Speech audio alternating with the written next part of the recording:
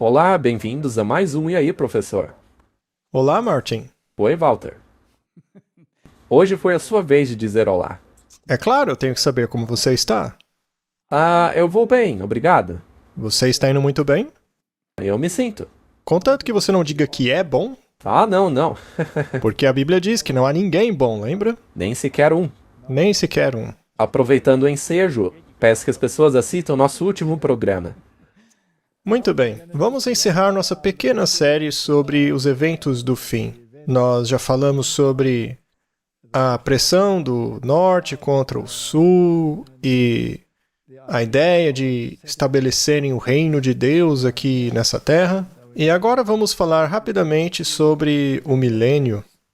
Sim, e se tudo correr conforme o planejado, como já falamos aqui, nós falaremos com Doug Wilson, que tem uma visão um pouco diferente sobre este assunto. Sim. Talvez seja bom refrescar um pouco a nossa mente, né, com coisas novas. Sim, vamos dar uma olhada em alguns versículos e estabelecer uma pequena base aqui. Mas não temos tempo para fazer isso em muitos detalhes. Será apenas um resumo, né, sobre o tema.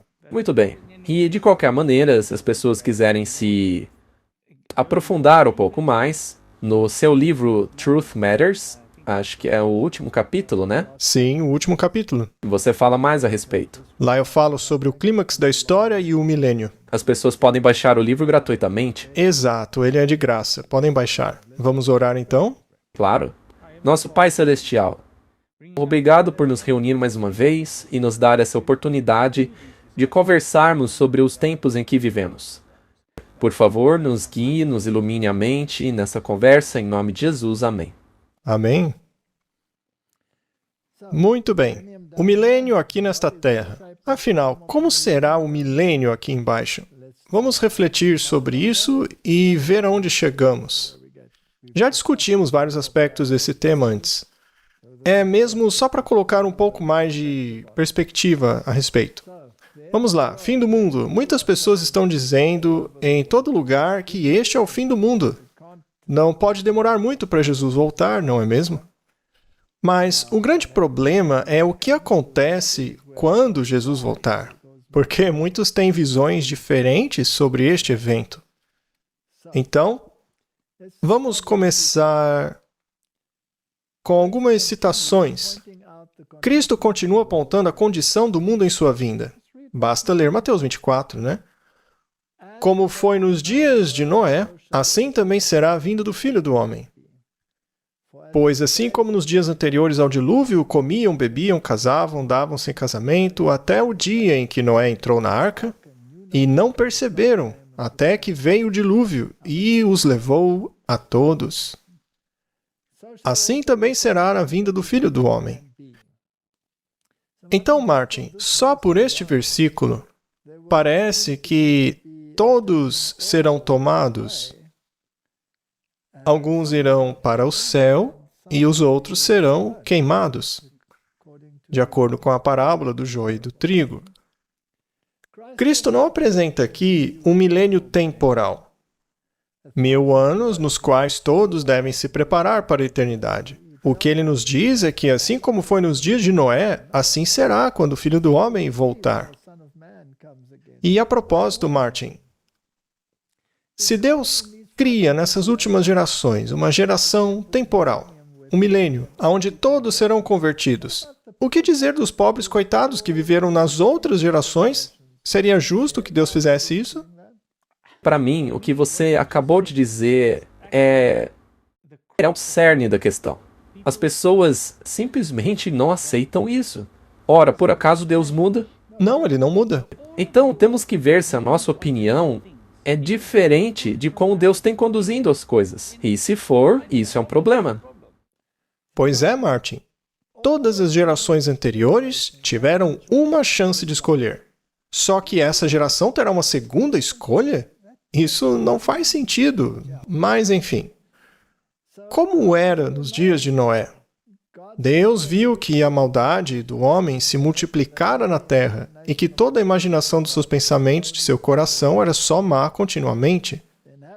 Os habitantes do mundo antediluviano se afastaram de Jeová, recusando-se a fazer sua santa vontade. Eles seguiram sua própria imaginação profana e ideias pervertidas.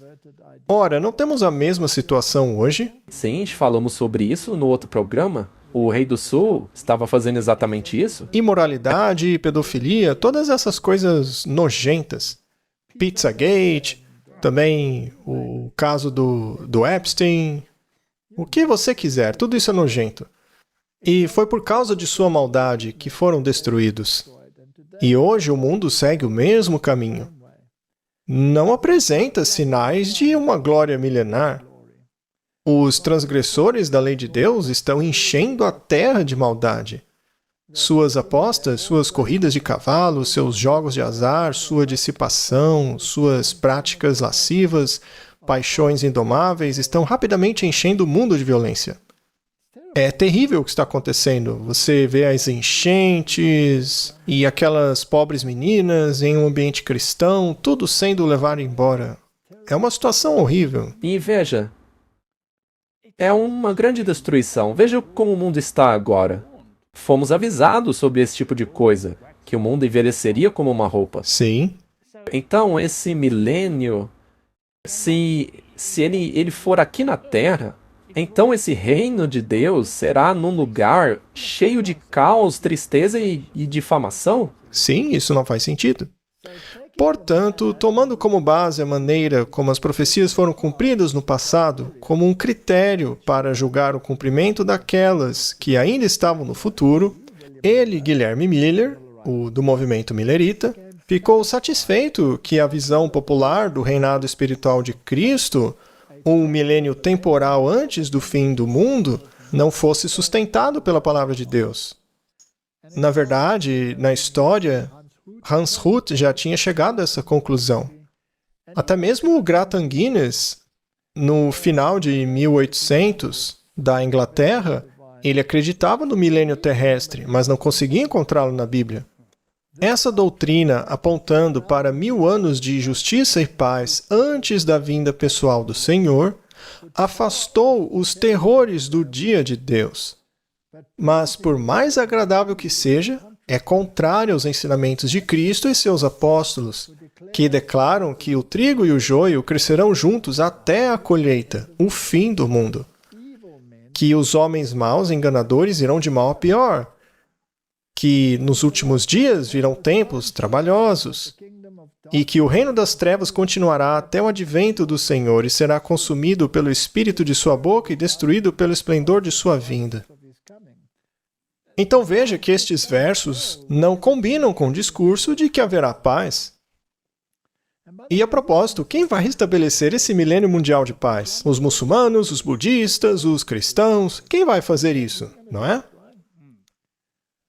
A doutrina da conversão do mundo e da espiritualidade do reinado de Cristo não foi mantido pela Igreja Apostólica. Não era geralmente aceito pelos cristãos até aproximadamente o início do século XVIII. Como qualquer outro erro, seus resultados foram malignos. Ensinou os homens a olharem para o futuro distante, para a vinda do Senhor, e os impediu de dar atenção aos sinais que anunciavam a sua aproximação. Ou seja, ao invés de esperar pela vinda do Senhor para destruir esses reinos, eles estão esperando que ele seja estabelecido aqui na Terra. E aí tem que trabalhar para o estabelecimento desse reino. E alguns acreditam que eles nem estarão aqui quando ele for estabelecido. Será para os judeus, eles acham. Uns acham que os judeus serão convertidos, já outros acreditam em outra coisa qualquer, enfim. Ele induziu um sentimento de confiança e segurança infundados e levou muitos a negligenciar a preparação necessária para encontrar seu Senhor. Esse é o ponto principal, é o cerne da questão. Então, o que a Bíblia ensina realmente, Martin? Ela ensina que há uma primeira ressurreição e que há uma segunda ressurreição e que entre essas duas há um período de 1000 anos. Não é isso mesmo? Os mortos que não estavam em Cristo não ressuscitaram, é o que diz a Bíblia, até que os 1000 anos fossem concluídos. Portanto, de acordo com a Bíblia, entre a primeira ressurreição e a segunda ressurreição há um período de 1000 anos. E ele pode ser dividido. Então, vamos ver o que acontece na primeira ressurreição de acordo com as Escrituras. Bem, temos a vinda de Cristo, na qual os mortos justos serão ressuscitados. Os mortos justos são ressuscitados primeiro, de acordo com as Escrituras. Isso quer dizer que os outros mortos serão ressuscitados depois. A Bíblia é muito clara ao dizer que eles não foram ressuscitados até que os 1000 anos fossem concluídos. Então há um período de 1000 anos entre a primeira e segunda ressurreição. E o que acontecerá com os justos que estiverem vivos quando Cristo voltar? Bem, serão transformados em um instante, num piscar de olhos. É o que diz a Bíblia. E aí o que vai acontecer? Estes dois grupos de justos serão reunidos pelos anjos para encontrarem o Senhor no ar. É o que Paulo diz. Sim, os mortos justos serão ressuscitados e irão para o céu juntos com os vivos que estavam aqui na terra. Isso, eles vão juntos. E o que acontecerá com os ímpios vivos? De acordo com Apocalipse, eles serão mortos. Então veja, é uma imagem completamente diferente do que o que as pessoas acreditam ser o milênio. Então, o que acontece durante o milênio? Bom, os maus ficarão mortos aqui embaixo, nessa terra. O único que permanecerá vivo é Satanás, e ele ficará preso aqui na terra. Pelas circunstâncias. Sim, pelas circunstâncias. É porque ele não terá ninguém para enganar. Esta é uma verdadeira prisão para ele. Portanto, de acordo com a Bíblia, os santos reinarão com Cristo no céu por 1000 anos. E eles receberão tronos. E o julgamento, que já ocorreu, será entregue a eles. Para quê? Para ser examinado. Veja só como Deus é justo. Ele permitirá que os salvos façam uma auditoria no julgamento que ele fez, para ver se foi justo. Aqueles que foram para o céu foram declarados justos. Já os ímpios que ficaram na terra e morreram foram declarados injustos. E Deus permitirá que você passe isso a limpo lá no céu, para ver por que o fulano de tal não está no céu. Por que a ciclana também não está? Por que não estão lá? Eles pareciam tão bonzinhos, né? Mas o que aconteceu aqui na terra, nos bastidores? Quais foram as razões que tiraram eles do céu? Saberemos de tudo, politicamente, religiosamente, socialmente. Julgaremos até os anjos. Exato. Muito bem. E o que acontecerá depois que o julgamento de Deus for revisado? Neste ponto, todos estarão convencidos de que o juízo de Deus foi justo. E agora chegou a hora de ressuscitar os perdidos para dizer a eles por que não entraram no reino de Deus. Então, Cristo descerá a esta terra novamente, mas dessa vez seus pés tocarão a terra. Isso é importante, porque na segunda vinda ele não tocará. Não, nós o encontraremos no céu, mas depois do milênio ele tocará a terra. Isso mesmo. Bom, e quando voltarmos a esta terra, dentro da Nova Jerusalém, ela pousará nesta planície que Jesus abrirá. Sim, apenas uma planície, para que a nova cidade de Deus pouse nela.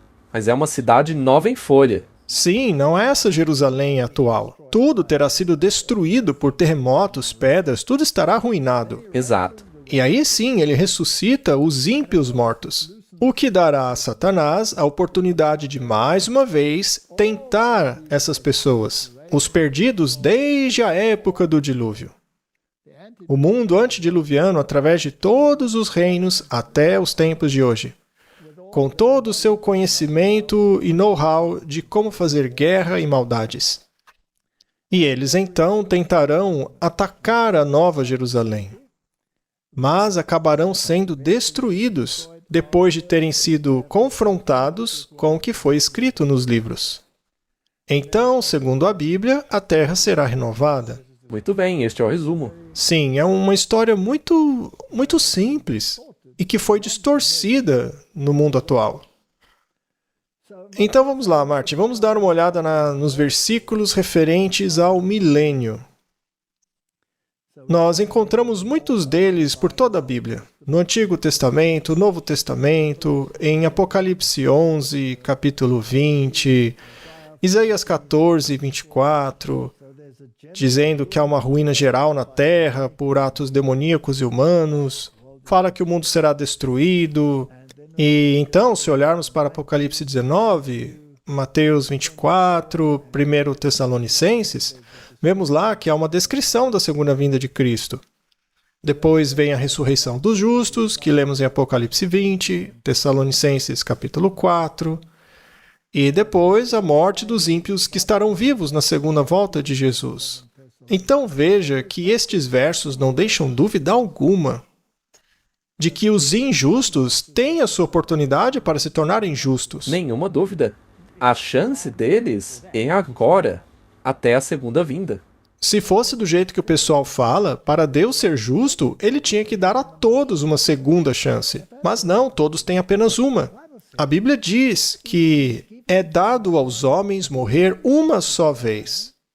E depois disto, verá o juízo. Uma chance, não duas. Então, o que as pessoas ensinam por aí não é bíblico.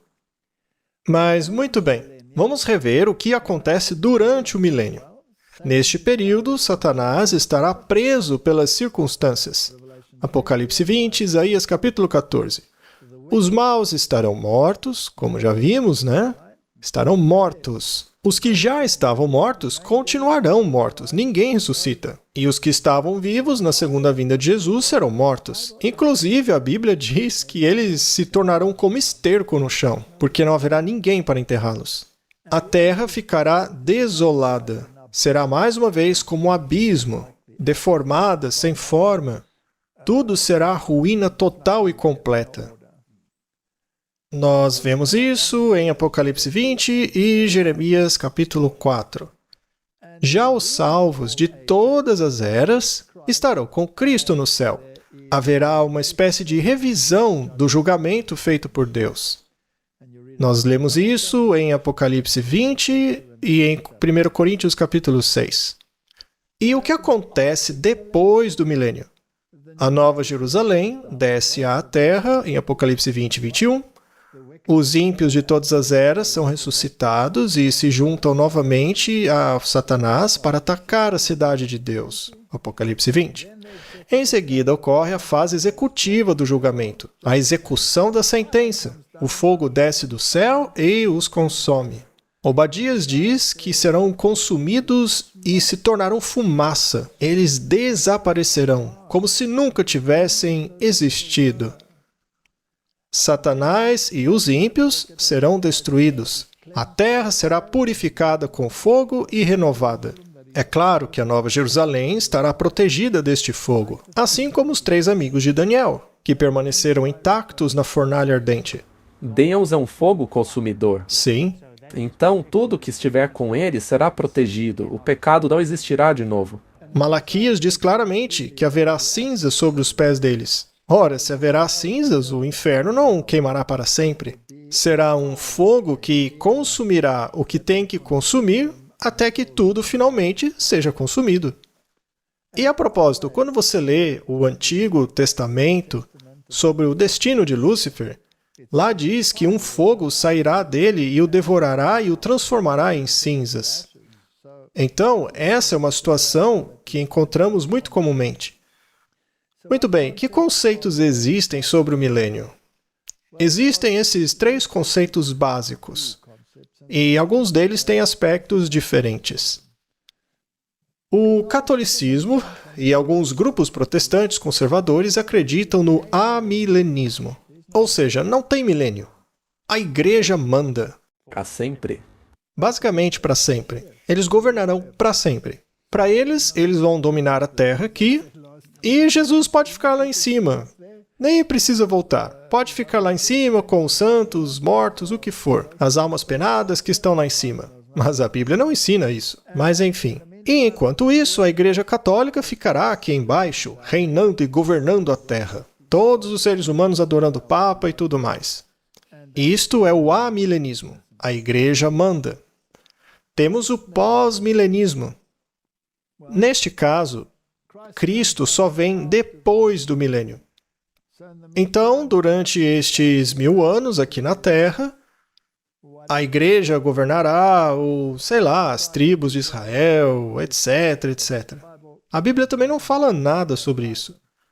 E dentro do pré-milenismo, tem o pré-milenismo dispensacionalista, onde Cristo vem, mas ele estabelece o reino dele aqui embaixo mesmo, de forma que não existe esse vácuo aqui embaixo. Tudo vai acontecer aqui na Terra mesmo. Não é essa visão que dá aos judeus uma segunda chance? Sim, todos terão uma segunda chance neste modelo. Esse é o modelo dispensacionalista. Ele inclui coisas como arrebatamento secreto, etc. E aí você tem o pré-milenismo histórico, que diz que quando Cristo vier, ele já governa na igreja. Então, a igreja realmente, aquela que era governada, eles sempre quiseram esse Reich de 1000 anos, esse reino aqui embaixo. E aí você tem o verdadeiro pré-milenismo, que ensina que quando Cristo vier, destruirá os ímpios, e durante o milênio, como vimos, os santos serão levados para o céu, e depois ele volta para estabelecer o reino dele aqui na Terra, após o milênio. Então, basicamente, o pré-milenismo, em essência, significa que ele vem antes do milênio ser estabelecido. E há diferentes visões de como isso pode acontecer. Em meio a tudo isso, há apenas um ponto de vista correto. Há apenas um que é bíblico, e vamos falar sobre isso. Então, vamos dar uma olhada no que a Bíblia diz sobre os eventos pré-milenistas. Apocalipse capítulo 20 é fundamental em toda essa história. E vi tronos, e assentaram-se sobre eles, e foi-lhes dado o poder de julgar. E eu vi almas daqueles que foram degolados por causa do testemunho de Jesus e da palavra de Deus, e que não adoraram a besta nem a sua imagem, e não receberam o sinal na testa nem nas mãos, e reviveram e reinaram com Cristo durante 1000 anos. Então estes aí são os santos de Deus, correto? Eles são ressuscitados antes do milênio.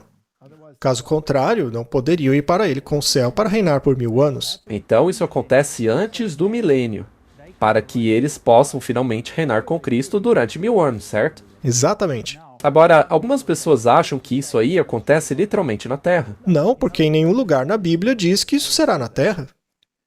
Apocalipse 20, versículo 5. Mas o restante dos mortos não reviveu, até que os 1000 anos se completassem. Esta é a primeira ressurreição. Lembre-se, há um ponto final aqui, Martin. Esta é a primeira ressurreição, referindo-se à ressurreição dos justos, que são levados aqui para o céu, já que a segunda ressurreição ainda não aconteceu. Ela só vai ocorrer depois dos 1000 anos. Isso, você não pode dizer que essa é a primeira ressurreição e colocá-la... E dizer que essa é a segunda? Não. Então, a primeira ressurreição é a ressurreição dos justos. Eles são levados para o céu, aonde reinarão com Cristo por 1000 anos. A Bíblia deixa isso claro. Apocalipse 20, versículo 6. Bem-aventurado e santo é aquele que tem parte na primeira ressurreição. Martin, não queremos fazer parte da segunda ressurreição. Sobre tais, a segunda morte não tem poder. Aí se refere aos da primeira ressurreição. Exato, e estes viverão para sempre. Não há segunda morte para eles. Então, os salvos que morreram, morreram apenas uma vez. Sendo assim, a segunda morte não vai acontecer para eles. Eles vão viver para sempre. E os felizardos que estiverem vivos quando Jesus voltar na segunda vez, nunca terão visto a morte. Estes serão sacerdotes de Deus e de Cristo, e reinarão com ele 1000 anos. Quando uma pessoa reina, ela exerce autoridade, né? Quando você exerce autoridade, você só pode exercer autoridade que está sujeita a uma lei. Isso é muito importante. Afinal, não existe uma autoridade se não existe uma lei que diga não faça aquilo, não faça isso, certo? Então, reinar implica em executar a lei. Isso é reinar. Portanto, os santos têm a oportunidade de aplicar a lei de Deus para determinar quem está em harmonia com ela e quem não está. Isto significa reinar. Então, Cristo já determinou quem estará com ele no céu, porque todo julgamento foi dado a ele. Então, este julgamento, este reinado dos santos com Jesus no céu por 1000 anos, é para que estes verifiquem e constatem que o julgamento feito por Cristo foi justo e imparcial. Mas para isso eles precisam de uma lei. Eles vão pegar a lei e analisar cada caso a partir dela. Então, se você quer saber por que tal pessoa não está lá, verifique os registros e verá que aquela pessoa, ou aquele governo, ou aquela situação não foi permitida ali no céu. É assim que reinaremos com Cristo por 1000 anos.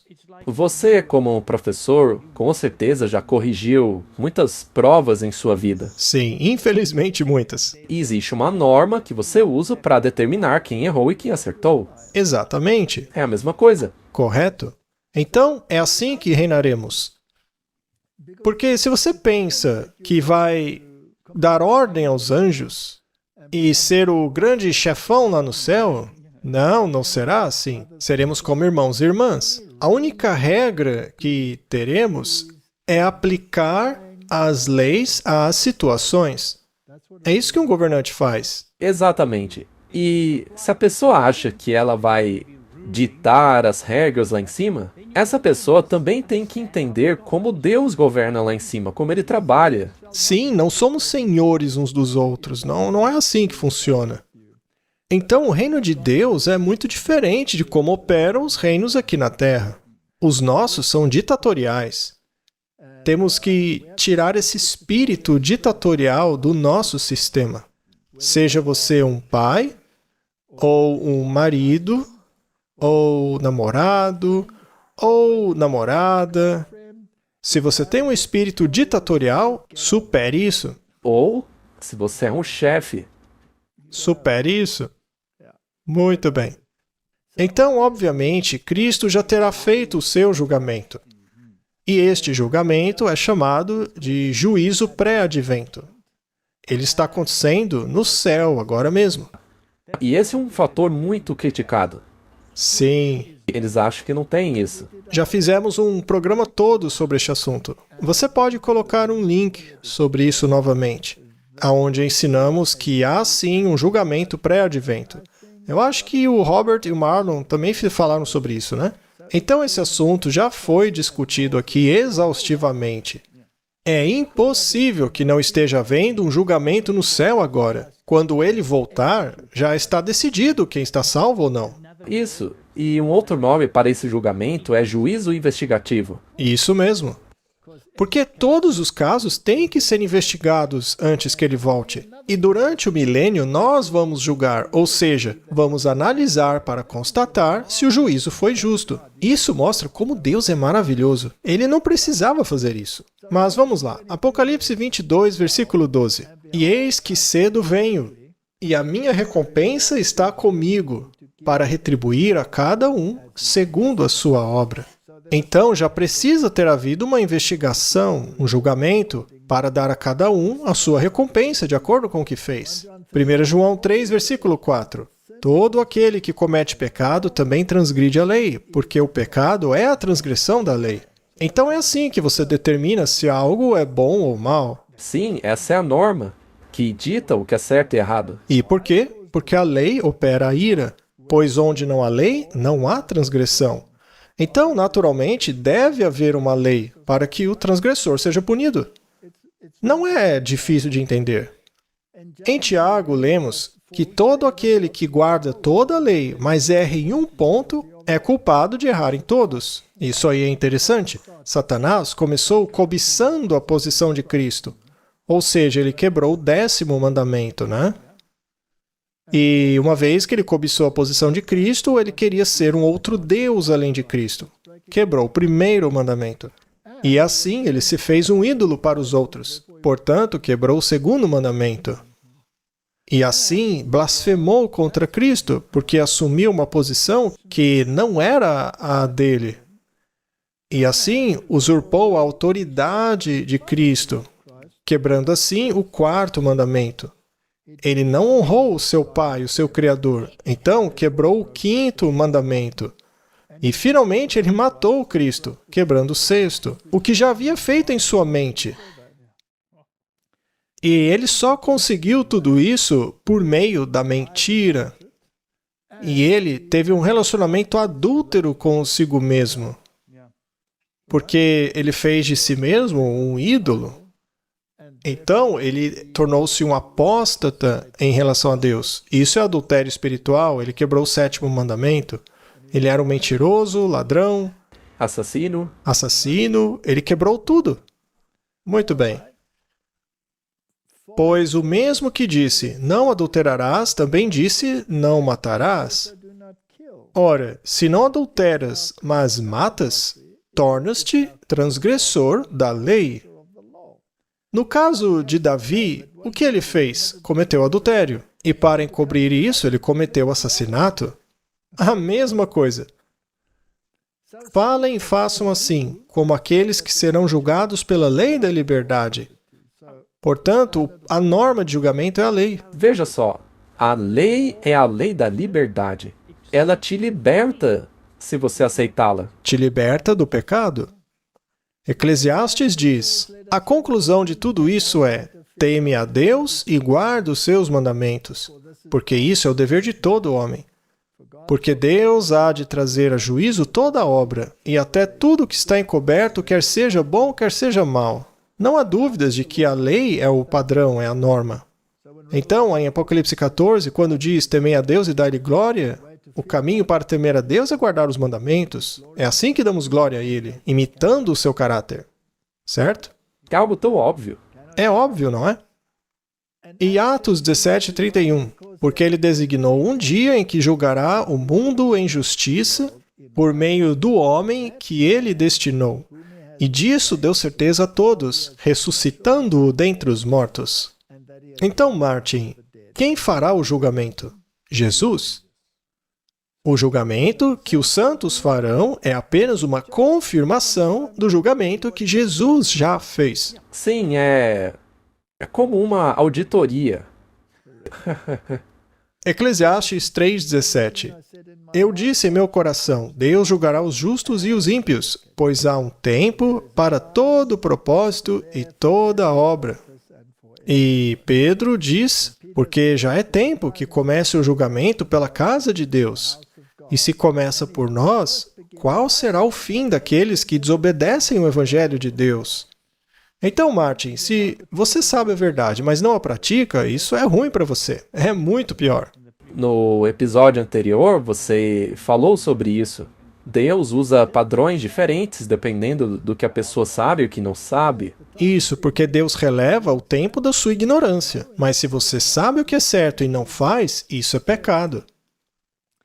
Muito bem, onde acontece esse julgamento? Daniel 7 nos fala sobre isso. E vi tronos que foram postos, e o ancião de dias assentou-se, cuja vestimenta era branca como a neve, e o cabelo de sua cabeça como a pura lã. O seu trono era como chamas de fogo, e as suas rodas como fogo ardente. Ele está vendo o trono no céu, e não uma cena aqui na terra. Um rio de fogo jorrava e saía diante dele. Milhares de milhares o serviam, miríades de miríades estavam diante dele. O julgamento foi estabelecido, os livros foram abertos. Isso aqui é o céu. Não é aqui na Terra. Não. E acontece antes da segunda vinda de Cristo, quando ele virá com recompensa. Então veio o Filho do Homem com as nuvens do céu, com os anjos, e ele recebeu esse poder. Agora, Martin, ele também nos diz, enquanto fala aqui, em Daniel, que enquanto isso acontece no céu, o chifre pequeno estava falando arrogâncias aqui embaixo. Então, este não é um julgamento na terra. É algo que acontece no céu. É um juízo pré-advento. E então, em um certo momento, um decreto é emitido. Isso está em Apocalipse 22. Quem é injusto, faça injustiça ainda. Quem está sujo, seja sujo ainda. Quem é justo, faça justiça ainda, e quem é santo, seja santificado ainda. Este é o fim do tempo de graça. Isso, os casos foram decididos, agora acabou. Agora não dá mais para fazer escolhas. É interessante. Veja, as pessoas pensam, mas Deus é um tirano, porque ele disse não, agora acabou. Mas a questão é que nesse ponto todos já tomaram sua decisão. Todos já fizeram sua escolha aí, já escolheram seu lado, e agora lidarão com as consequências. Eis que venho sem demora. Ou seja, esse decreto de encerramento de liberdade condicional ocorre antes da vinda dele. Como pode então haver um milênio de justos aqui nessa terra? Não se encaixa. Além disso, venho depressa não significa imediatamente. Há um pequeno intervalo de tempo entre o momento em que ele diz isso e quando ele volta. Há algumas coisas que acontecem entre este decreto e a volta dele, ou seja, as pragas. Certo? Quando o julgamento no céu termina, as pragas começam a cair. A minha recompensa está comigo. A recompensa é a vida eterna. Quando ele vier, os mortos justos serão ressuscitados. Dê cada um de acordo com a sua obra. Os perdidos morrerão, e os salvos mortos ressuscitarão, e os vivos transformados em um instante. É bom esclarecer isso mais uma vez. Quem for morto será morto por sua própria escolha. Eles terão escolhido não fazer a vontade de Deus. E tem sido assim desde o Jardim do Éden. Eles não fizeram a vontade de Deus e o pecado entrou no mundo. Essa é a condição. Não comam da árvore do conhecimento do bem e do mal. Eles tinham a escolha. Tinham. Então vi o céu aberto, e eis o cavalo branco, e aquele que estava sentado sobre ele era chamado Fiel e Verdadeiro. Ele faz justiça e luta a guerra. Quando Cristo volta, é guerra. Isso se chama Armagedon. E se você está confuso por estar escrito Apocalipse 19 ali, com relação à vinda de Cristo, o juízo pré-advento, estar em Apocalipse 20, como explicar isso então? Bom, temos que lembrar da estrutura quiástica na qual o Apocalipse foi escrito, que na segunda parte em diante inverte a ordem dos eventos. Sem entender essa estrutura, fica confuso a compreensão desses versículos. Isso, se você ler cronologicamente, vai ficar confuso. Tem que ser de trás para frente. Sim, o clímax e Apocalipse é no meio do livro. Isso. Apocalipse 19, 12. Seus olhos eram como chama de fogo, e sobre a sua cabeça havia muitas coroas. E tinha um nome escrito que ninguém sabia, senão ele mesmo. Ele estava vestido de uma vestimenta salpicada de sangue, e o nome pela qual se chama é a Palavra de Deus. Este é Jesus. No princípio era o Verbo, e o Verbo estava com Deus, e o Verbo era Deus. Isso, Deus. Eles não gostam dessa palavra. Ficam irritados com isso. E aí você vê todo tipo de explicação. Mas eles são da mesma essência. Que seja. Apenas aceitemos o que está escrito na Bíblia. Seguiam-no os exércitos que estão no céu, ou seja, anjos, em cavalos brancos vestidos de linho fino, branco e puro. E de sua boca saía uma espada afiada. Será que é para fazer o reino dele aqui na terra? Não, não é. Com a qual ele feriria as nações. Isso está em harmonia com Daniel capítulo 2. E ele as regerá com vara de ferro, e ele é o que pisa o lagar do vinho do furor e da ira do Deus Todo-Poderoso. Martin, isso costuma ser muito confuso, né? Ele governará com vara de ferro. Governar, Martin, também inclui executar sentenças. Um governador pode governar pessoas e declará-las culpadas, e então aplicar a penalidade a elas. Em um tribunal, é dito que o juiz decide. E isso pode significar pena de morte. Isso não significa uma segunda chance, né? Ele governa sobre você. Ele tomou a decisão. Então, isso é parte do juízo executivo. E ele tem em sua vestimenta e em sua coxa um nome escrito, Rei dos Reis, Senhor dos Senhores. Também temos 1 Tessalonicenses, capítulo 4, verso 15. Diz assim: Dizemo-vos, pois, isto pela palavra do Senhor, que nós, os que estivermos vivos e os que ficarmos para a vinda do Senhor, de modo algum precederemos os que dormem. Veja, ele não está dizendo que vai ficar vivo. Ele disse que as pessoas que estariam vivas não terão vantagem sobre aqueles que morreram em Cristo. Ou seja, que estão dormindo. Porque o próprio Senhor descerá do céu com alarido e com voz de arcanjo e com a trombeta de Deus, e os mortos em Cristo ressuscitarão primeiro. Então, ao bradar, os mortos ressuscitam. Você se lembra que Jesus gritou, Lázaro, venha para fora? Ele disse isso em alta voz. Essa ressurreição foi um tipo desta ressurreição. Então, nós, os que ficarmos vivos, ou seja, os que estiverem vivos quando Jesus voltar, seremos arrebatados juntamente com eles, os ressuscitados salvos, nas nuvens, ao encontro com o Senhor nos ares. Então veja, ele não virá aqui governar pelos próximos 1000 anos. E assim estaremos com o Senhor por quanto tempo? Para sempre, Martin. Portanto, consolai-vos uns aos outros com estas palavras. Então, os nossos amigos mortos, qualquer parente que você tenha, você não precederá essas pessoas. Iremos todos juntos para o céu. É o que a Bíblia diz. Vou preparar-vos lugar e depois voltarei novamente para que eu possa levá-los para onde eu estou. E não encontrar as pessoas lá em cima. Ele vem aqui buscá-las.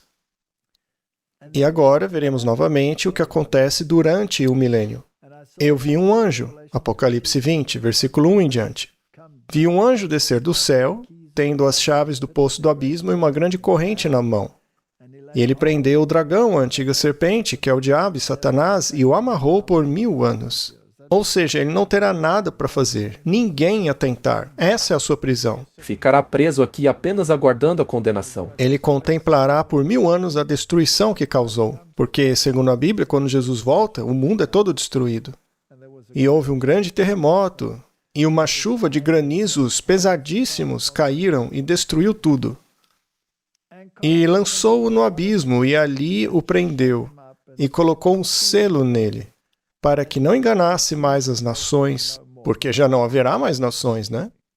Até que os 1000 anos se cumpram, e depois ele deve ser solto por um pouco de tempo. Mas por que Deus vai permitir que ele tenha esse pouco de tempo? Para que os salvos possam ver com seus próprios olhos que os perdidos, ao invés de irem até a cidade, se ajoelharem e dizerem, nós estamos errados, por favor, perdoa-nos. Ao invés de fazerem isso, não, eles tentarão tomar a cidade por violência. Isso mostra que o caráter deles não mudou. Eles não se arrependeram. E mesmo quando se ajoelharem reconhecendo Jesus como Senhor, não será por uma mudança no coração. Não, é assim como Judas, não é? Isaías nos dá um pouco mais de conhecimento sobre o que acontecerá com o diabo. Contudo, serás levado ao inferno, ou seja, a morte, túmulo, o fim dele. Isso é importante. Ao mais profundo abismo. Aqueles que te virem olharão para ti atentamente e te considerarão dizendo, este é o homem que fazia tremer a terra, que fazia tremer reinos, que punha o mundo como um deserto e destruía suas cidades e que não deixava entrar a casa dos seus cativos? É ele? E qual será o estado do mundo quando Cristo voltar? Jeremias diz como será. Por acaso ele diz que haverá lindas cidades e nações organizadas governando o mundo? Será que ele vê as nações cristãs governando o mundo? Ou os judeus governando o planeta? Quem sabe? Ah, sim, mas nesse caso eles se converteram para o cristianismo, né? Sim, depois de passar pelo tempo de angústia. Aí tudo vai ficar beleza, né? Isso. Mas, na verdade, é o oposto disso. Veja só. Observei a terra, e eis que era sem forma e vazia. Assim como antes da criação. Sim. Os céus não tinham luz. É um versículo muito interessante, porque parece que algo vai acontecer ao firmamento. Olhei para as montanhas, e eis que elas tremiam, e todas as colinas se moviam levemente. Olhei, e eis que não havia homem algum. E todas as aves do céu fugiram. Nem aves tinha mais, Martin. Eis que o lugar fértil virou um deserto. Tudo morto, Martin. Todas as cidades foram destruídas diante do Senhor e pela sua ira ardente. Parece que não haverá reino nenhum das igrejas aqui. Por acaso você vê os cristãos reinando aqui na terra em felicidade e paz?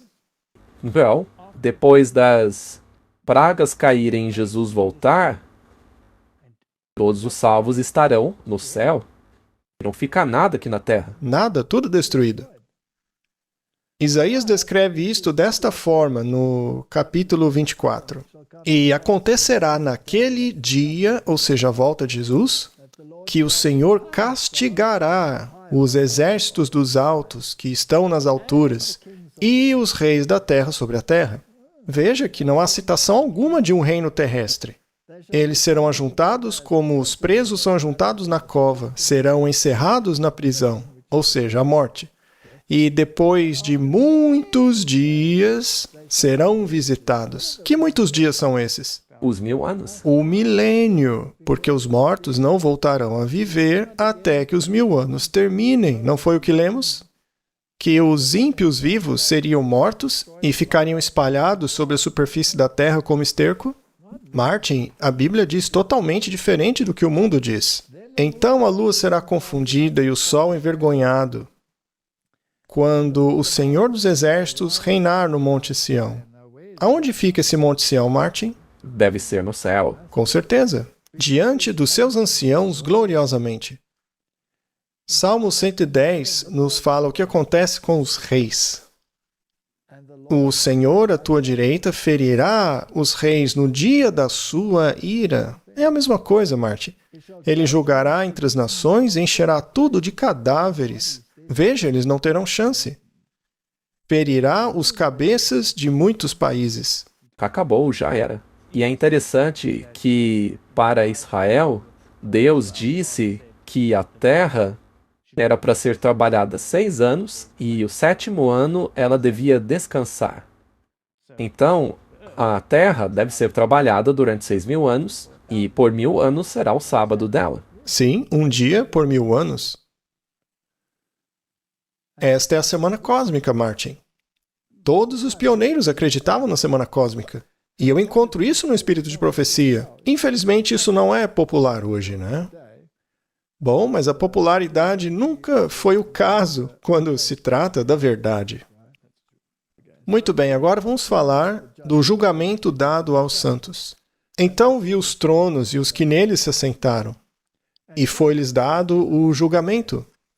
E vi as almas daqueles que foram degolados por causa do testemunho de Jesus e da palavra de Deus, e que não adoraram a besta, nem a sua imagem, e não receberam o sinal na testa, nem nas mãos. E reviveram e reinaram com Cristo durante 1000 anos. É bem claro, veja. Você tem que ser baseado na Bíblia, tem que aceitar a justiça de Cristo, tem que rejeitar a lei espúria do anticristo, ou seja, o papado, e você tem que guardar a lei como está na Bíblia. Apocalipse 25. Mas o restante dos mortos não reviveram, até que os 1000 anos fossem completados. Então queremos fazer parte da primeira ressurreição, e não desta, depois do milênio. Bem-aventurado e santo é aquele que tem parte na primeira ressurreição, porque sobre estes a segunda morte não tem poder. Então os perdidos que estavam mortos, depois de ressuscitarem, vão morrer de novo. Essa é a segunda morte. Então veja que não há inferno eterno. Estes serão sacerdotes de Deus e de Cristo e reinarão com ele durante 1000 anos. Ou seja, eles serão sacerdotes e reinam. Eles aplicarão a lei. E como sacerdotes, eles estão envolvidos em olhar para o plano da salvação e constatar quem se apropriou dela e quem não se apropriou. Mas até onde vai esse julgamento? Em 1 Coríntios 6, lemos: Vocês não sabem que os santos julgarão o mundo? E se o mundo será julgado por vocês, será que são indignos de julgar as coisas mínimas? Então, dentro da igreja, temos que erradicar o mal. Se alguém comete adultério, a questão tem que ser resolvida.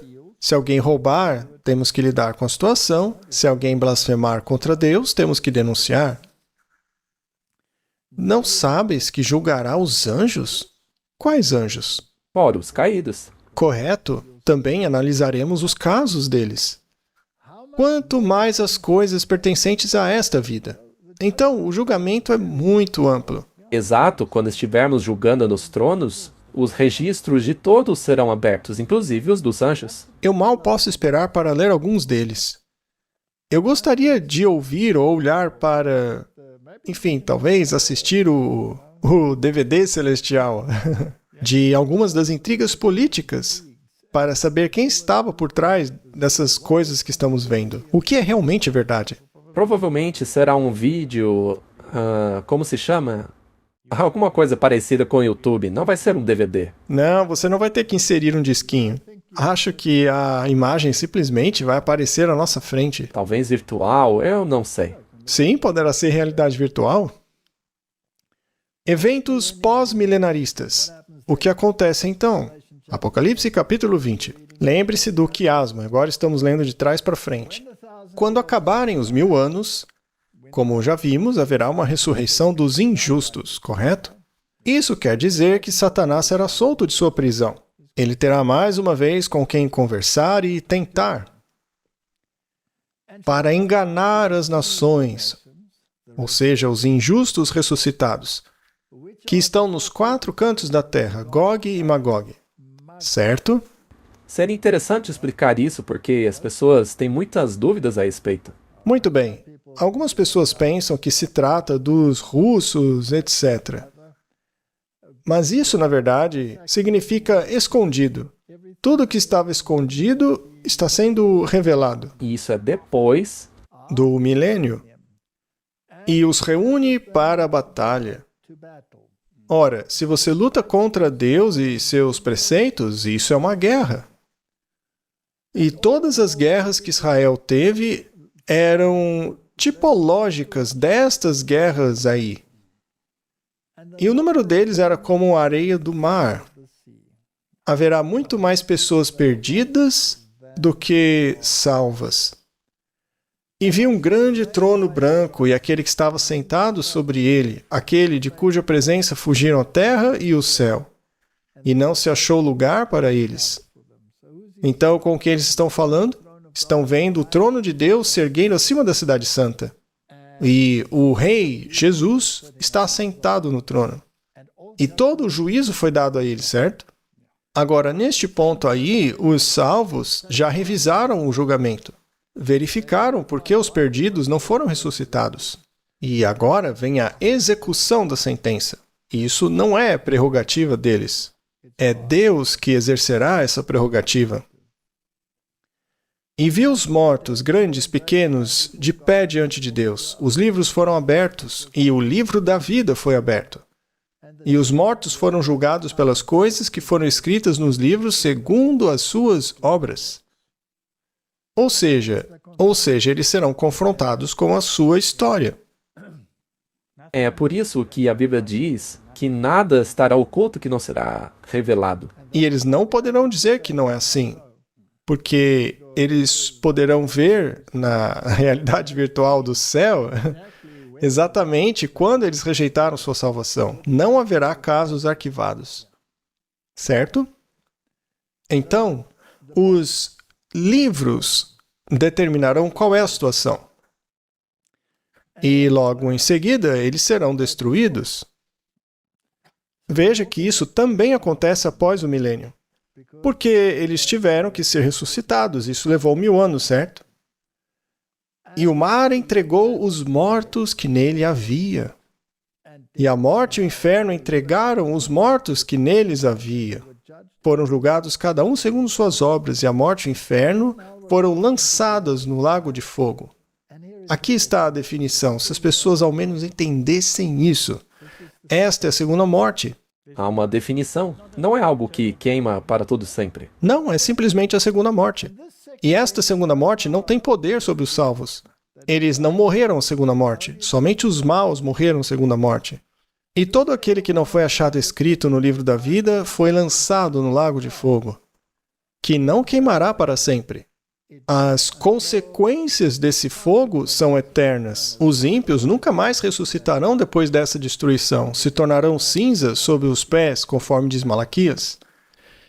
E subiram na largura da terra e cercaram o acampamento dos santos e a cidade amada. E desceu fogo do céu e os devorou? Muito bem, vamos analisar isso de novo, levando o quiasmo em consideração primeiro.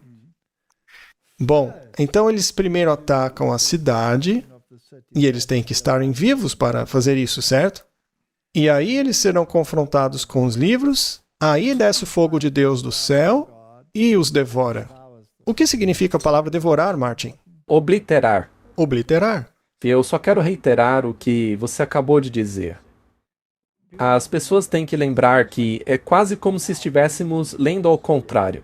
Depois de qual parte mesmo do Apocalipse você acabou de ler? Por onde você começou? A parte central é o evento do fim dos tempos. E isso é do capítulo 10 de Apocalipse em diante. Você tem a parte histórica e depois a parte escatológica. O que acontece nos eventos do fim dos tempos, vemos lá no capítulo 10, 11, 12, 13, 14 até o 17. Aí entramos na parte escatológica. E o diabo que os enganava foi lançado no lago de fogo e enxofre, onde estão a besta e o falso profeta, e serão atormentados de dia e noite pelo século dos séculos. Agora, a palavra ali, pelo século dos séculos, é até a finalidade, até que acabe. Como acabamos de dizer, até que não haja mais nada para queimar. Mesmo na Idade Média, diziam que o rei reine para sempre. Ora, todos sabiam que o rei ia morrer um dia, ele não governaria para sempre, mas até o fim. Lá em Jeremias, vemos que o fogo consumirá Jerusalém. E esse seria um fogo eterno que nunca se apagaria, disse ele. E aí ela foi destruída por Nabucodonosor. E não tem mais fogo hoje. O fogo queimou até consumir tudo. Ele não foi apagado até ter concluído o seu trabalho de queimar. Então, este é o sentido. Do contrário, a Bíblia se contradiria, caso você queira ler de forma literal. Mateus 25, versículo 41. Então dirá também aos que estiverem à sua esquerda: apartai-vos de mim, malditos, para o fogo eterno, preparado para o diabo e seus anjos.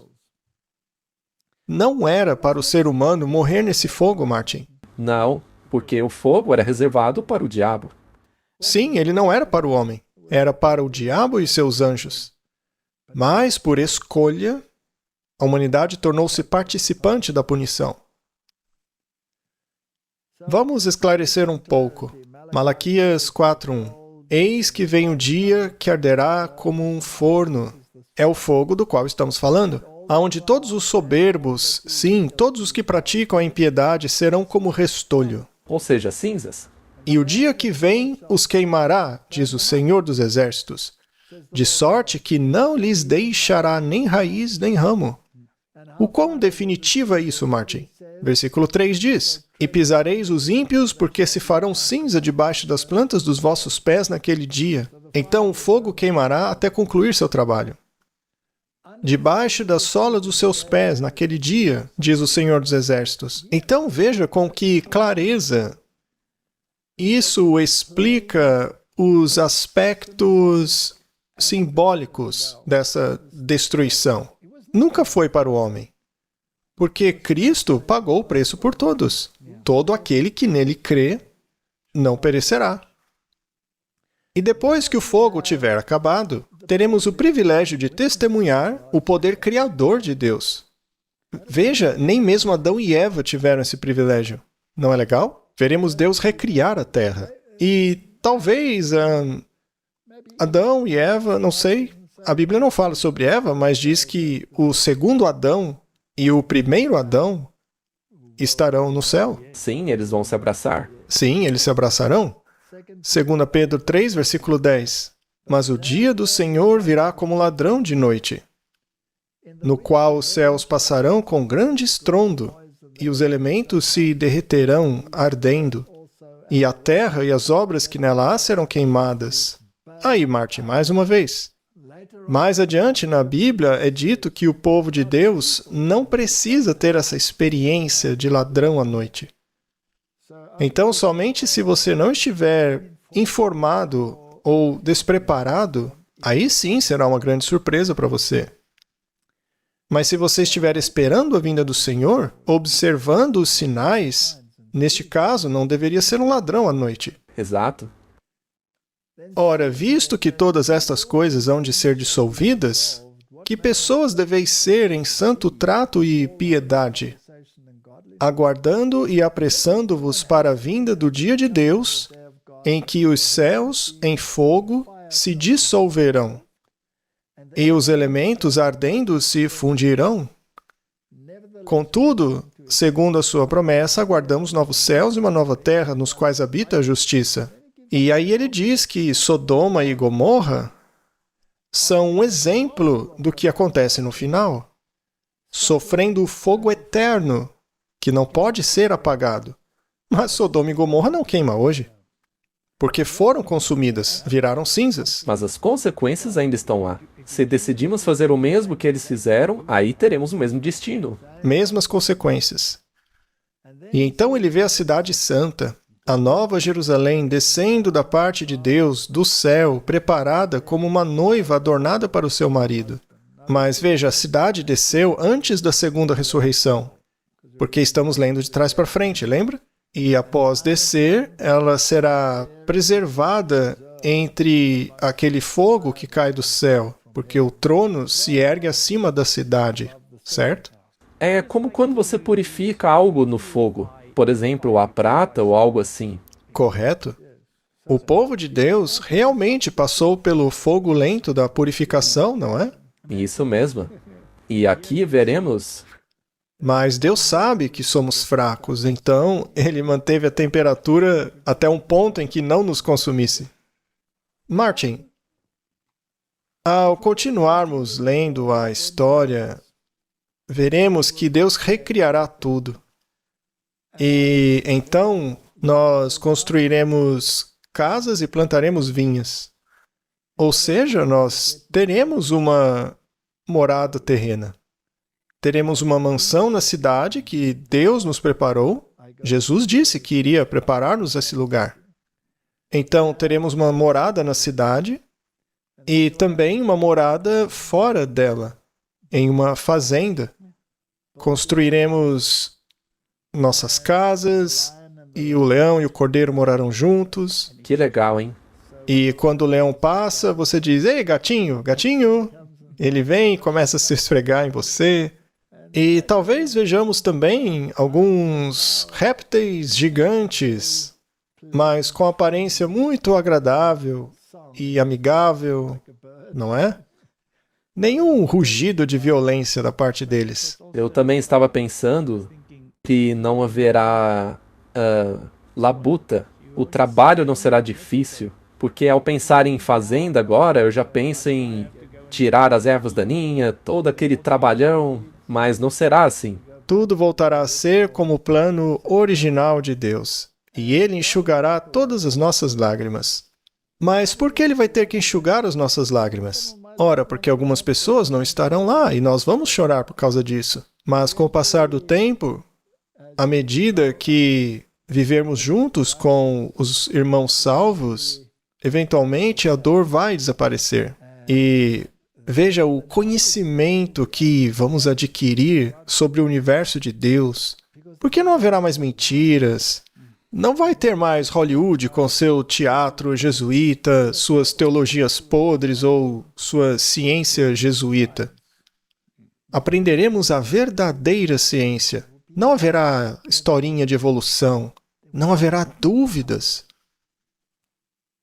Imagine o que está à sua frente, diante de você.